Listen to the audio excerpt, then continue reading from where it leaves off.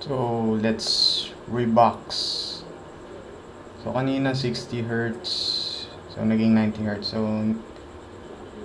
ang naging common disadvantage ko lang sa ano ito kasi nasanay ako dun sa dito sa maliit na phone na to. Kung saan mas sanay ako sa one hand only. All-rounded itong thumbs mo dito sa screen nito, which is perfect.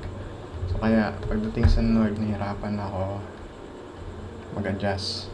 So nagginawa ko 2 hands ang gamit ko. Then itong screen sa taas, in-adjust ko siya as lower kasi para mas flexible yung range ng kamay ko. Mahirap pag malaki yung phone.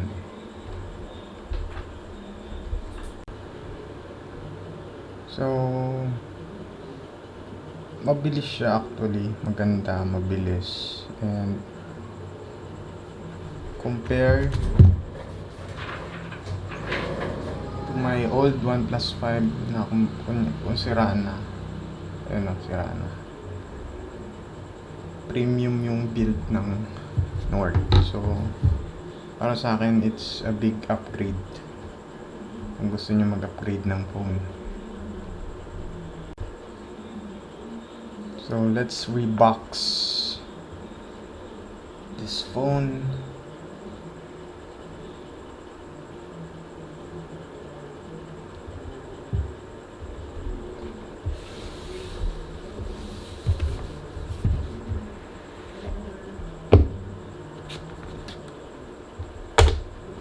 So, ito yung cover niya.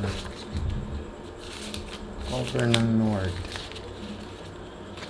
So, weird yung ginawa ko kasi instead of unboxing, I made it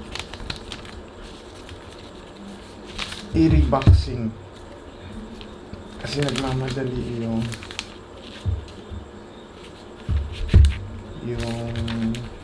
Shopee kanina. So the purpose of reboxing is either I can resell this phone later pag nagsawa na ako.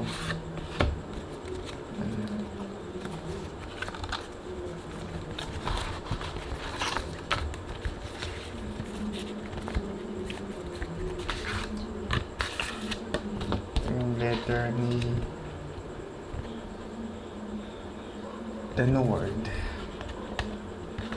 Let's rebox the Nord.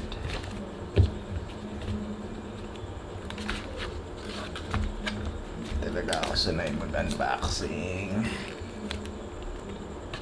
For the sake of vlogging, remembering this phone 2 to 5 years. It's very advantageous.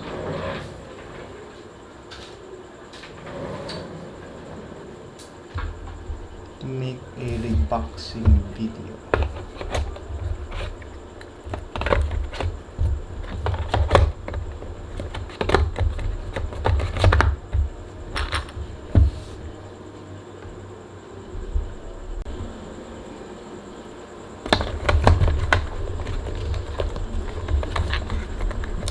Ang hirap. Yan.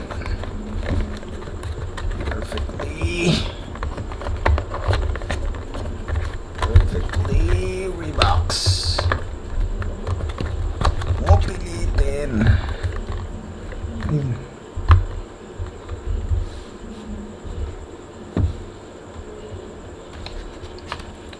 Tapos ikaw dito ka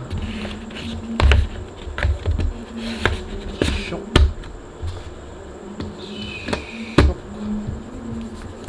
in the Nord.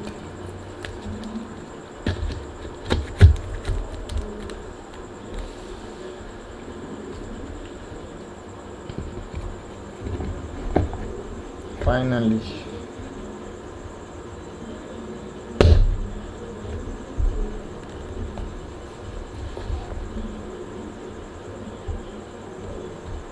the north. Once this